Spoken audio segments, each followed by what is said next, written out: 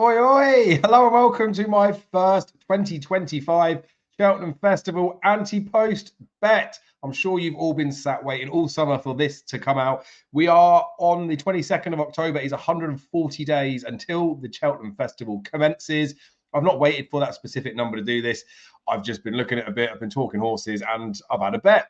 So I've had £50 on something at 12 to 1 for Cheltenham Festival. Now, I'm not going to make you wait too long to find out about this, but if you remember last year, sorry, I put up a horse as my first Ante-Post bet, 12 to 1, went and won the stayers. The day after I put that horse up, he halved in price. So look, we got a bit lucky on there. All of my bets that would come through the season are going to be priced. I'm not going to necessarily quote the top price because what I've bet it at is 12 to 1, general 10 to 1 poke. So for the purpose of whatever you want to call this as, I'll say 10 to 1 is generally available for everyone, but you want the 12s, obviously, you want the biggest prices. But the point of the bets, I'll be putting them up, especially Ante-Post, is you just want to try and get in at the right time. Now, I'm typically a win-only punter when it comes to Ante-Post betting. I'm yet to sort of change that ethos, but I have had a few more each-way bets this season on the flat. Obviously, it's a different sphere. Don't really want to be talking about that too much when it comes to the national hunt stuff. But typically, the reason I do the Ante-Post bets as win is because I'm happy to have multiple selections running for me on the day should I need them. Now, it's handy because bookies will bet to 100%. It costs you £100 to buy to get a return of £100. But of course, the bookies don't actually price up to 100%. They'll price to 110, 120% on the day, which means it costs you 120 to win 100. And Ante-Post, there'll be 200-300%. And people will whinge about that. But, you know, when it comes to run and no bet, not all of them are going to be there. Yada, yada, yada. All I'm saying is if you can get a race where it costs you, I don't know, let's just say £50, so 50% of what it would cost to get a guaranteed 100 back, then you're in a good position. So buying pieces of the pie this early on is fine. I may add something to this particular race. I may not. I'm just saying that because some of you may be new to this. Some of you will know that I like to waffle. Anyway, let's crack on. I've added a little bit of a video-y bit in here. I had to record it because the sound on StreamYard when I put a video clip up is a little bit tricky to do. Sound like I've got a cold. I might do here. But I'll put that up. Not sure whether it's any good or not, but I think it's slightly insightful. But without further ado, the horse that I will be putting up for my first Cheltenham Festival Ante-Post bet for 2025 is Galopin de Champ. No, it is Jerry Colombe for the Gold Cup. Now, a lot of you there, where I said Galopin de Champ to kick off, we would think, probably not a bad bet, is it? He's an absolute weapon. Who could possibly beat Galopin de Champ? Well, I'll tell you who. Jerry Colombe could beat Galopin de Champ. Mad. I know people in the crowds will be shouting at me. People will be laughing me off. But look, the point of Ante-Post betting, it's the point that we get a bit of a price. At the time of recording, which is the 22nd of October, just about 1:30, Galopin de Champ is a 7-2 favourite. Factor File is 4 to 1 with 3 firms. Bet365, Paddy and Betfair, so same company. 7-2 bar that. So pretty much a joint favourite. Fast or Slow sits as low as 7 to 1, but as big as 12 to 1 with some firms. Of course, unseated in the Gold Cup last year, but has at least taken the scalp of Galopin de Champ already. My bet next in is Jerry Colombe, 12 to 1, Bet365 standout price, as low as 8 to 1 and a general 10 to 1. I say general 10 to 1, Paddy Power, Betfair, BetVictor, Ladbrokes, Unibet, Coral, Betfred, all the good stuff. And then we get a bit further down. Grey Dawn in 16s as low as 12s. I know the way you're thinking, 16s as low as 10s. Spillane's Tower, the one at Punchestown, 20 to 1 as low as 14s. Ile Francais, 20 to 1 as low as 14s. And then it's 20 to 1 bar Aya Maximus, who Willie has already said pretty much they're looking to keep going for Grand National tilt, so probably will run in the race, do a Karat Rambler and stay on, or Annabelle Fly and go on to a Grand National type race.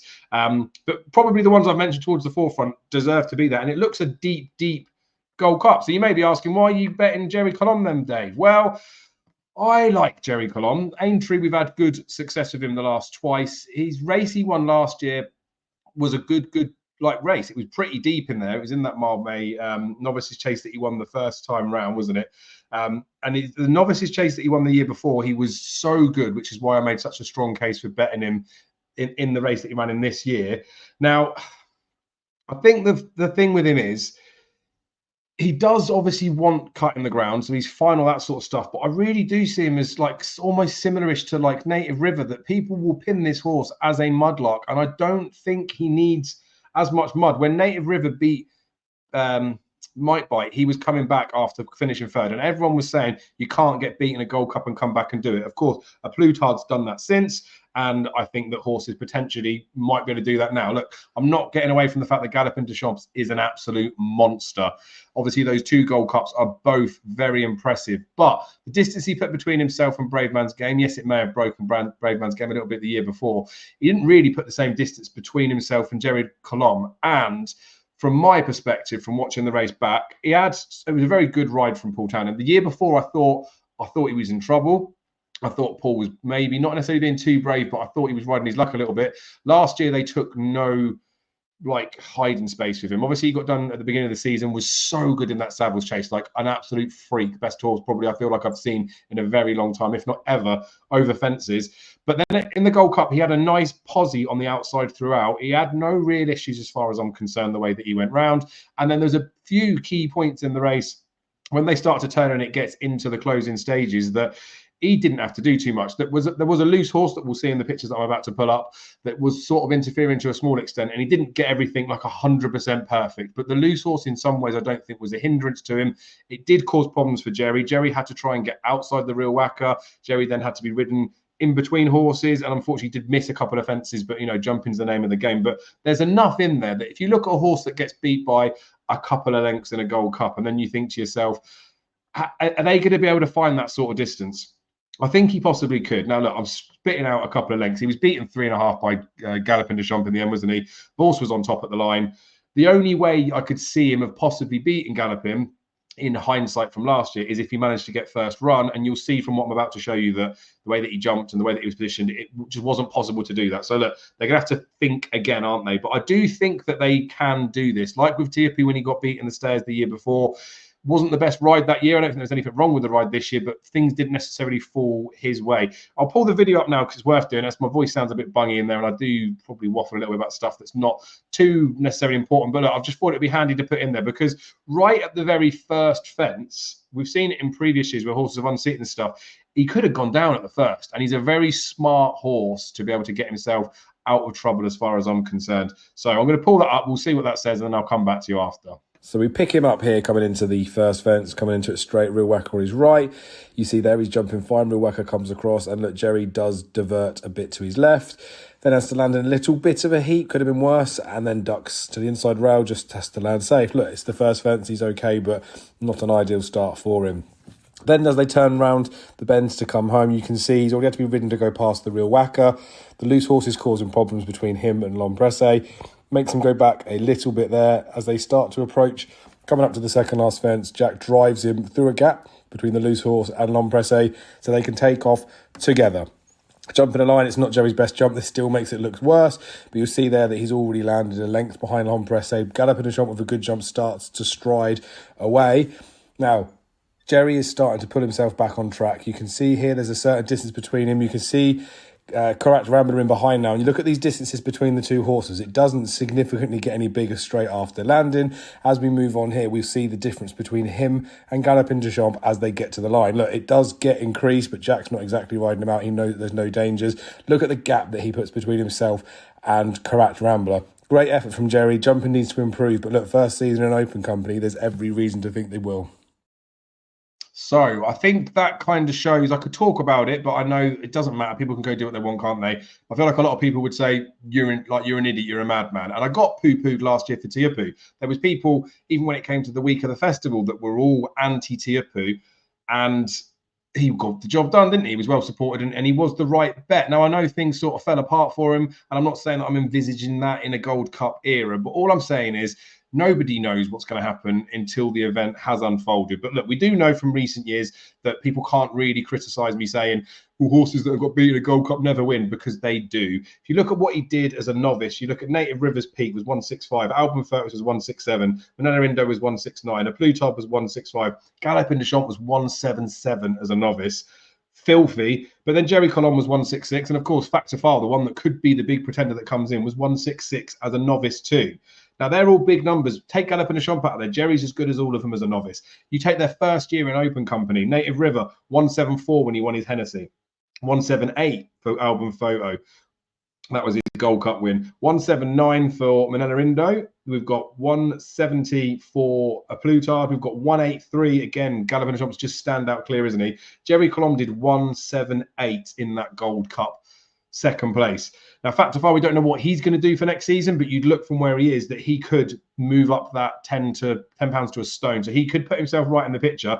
But you could see that Jerry Colombe could run to that same sort of number again, or I don't know. I feel like if he does that again, it's good enough to go fairly close. But who knows? He could potentially find a little bit more. Now, they're going to learn a lot more about him running in a Gold Cup, those types of races. I do think that they're getting a bit of a clearer run. But you look at the horses, their second year in open company. So this is the more important picture. 177 for Native River when he won his Gold Cup. So only a few pounds more, but he did find improvement. Album Photo was 174. He was £4 worse.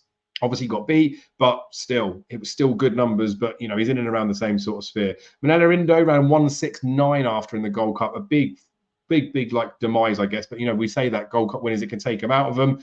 170 for a Plutard was the year before. He did 178 when he went and dotted up in there. So, look, progressed and stepped forward. But, yes, he was a bit of a younger horse. He was 8 when he won his Gold Cup. Jerry Colombe's going to try and be 9 to do it. And again, we'll look at Gallopin Des Champs was 183 and then did a 184. But that 184 was in the Savills Chase. He was 182 in the Gold Cup last year. So look, the way I pitch this is Jerry Colombe's got about the distance that he was beaten last year to make up on Gallopin Des Champs. They have had a varying difference of number of runs in their careers, haven't they? But there's not much between the two of them. But Gallopin Des Champs does have the extra year in open company as experience. They obviously know the plan and the tactic with him. To go for a 3-beat's going to be difficult. We know you need luck in running as well. But those video bit that I've shown you, there is enough easily in there to say that Jerry Colombe could have got first one, could do things better. And when a Plutard battered Manila Indo the second year, you look back and think tactically it was just wrong the year before. And I'm not saying that all of a sudden they're going to unlock a stone of improvement in Jerry Colombe, just potentially using more forceful tactics or anything like that. But his 2 performances at Aintree are brilliant. And I know people are saying to me, you're talking about his performances at Aintree, but his 2 runs at Cheltenham are banging as well. Like, he only just got beaten in RSA, and he's not been beaten far in a Gold Cup there. They're going to go to Darren Roll for the champion chase. He's going to go up against Envoy Alan, who will be ready to go, but he's a 10-year-old now. I fully expect Jerry Colombe to batter him. And of course, when we talk about these horses going to the well, and especially in a Gold Cup, how they perform, of course, if Jerry runs poor or gets beat, then this price is gone. He's going to be twice the price, and I don't know. What do you do then? You probably maybe think that he might have gone down the Manila Indo route and he might not be as good a horse. But I don't see that with him. Gordon's going to have him ready to go. I think he's going to be a facile winner. I think he's going to have to just shorten up off the back of that, and that might be a little bit tight. But I can see him being 6, 7 or 8 to 1 after that champion chase easily. And I am obviously backing him for the fact that I think he's going to go and win that race and then go in on here. A lot of people might say, well, why don't you bet him for that champion chase and then you could roll the money up in the Ante-Post market? I'm not that way inclined, because if he's 20 clear like Mike Bite was in that Feltham and Falls, it's still the right bet, but you just don't get paid. So, look, no risk attached. There may be some promotions done by bookmakers on that weekend for the champion chase to say Jerry to win this and go and win the Gold Cup. And who knows, you might get the 12s or you might get a bit of an enhancement. But I think it's definitely the right bet. We saw Gallopin Des Champs at the start of last season, wasn't at his best jumping-wise, wasn't particularly ready. I'm sure the Savills Chase would be the big haymaker for him this season again. But we'll have to see how he goes through things, because I think people might forgive him much more this season than they were prepared to do last season. People were writing him off after that first run, and I didn't stop believing in Gallopin Des Champs. Look, he is clearly the benchmark to be. Factorfile looks a serious horse, but Factorfile is 7, going 8 now. And he has got to sort of prove himself in that open company sphere, which a lot of horses as novices can't necessarily always do. Look, he's in the right hands. He's got bundles of ability. He deserves to be fancied in this race. But to my mind, does he deserve to be joint favourite with Gallopin Des Champs and a shorter price than Jerry Colombe? I'd probably argue no. So where I would sit these at is Gallopin Des Champs probably fine where he is, about 7-2 poke. Factorfile, I think, probably should be 6s, and I think Jerry Colombe should be in and around the same sort of price, but that wouldn't be entertaining me to bet. I just think that's where I see their positions. So look, we're getting about twice the price at the moment, the 12 to 1 bet 365 on Jerry Colombe that I believe we should be potentially getting. Of course, this is with the caveat of the the Down Royal Champion Chase going his way, but I believe that will happen. I think it's worth a bet. So I've had £50 winner on him at 12 to 1. It's the start of the Ante-Post series.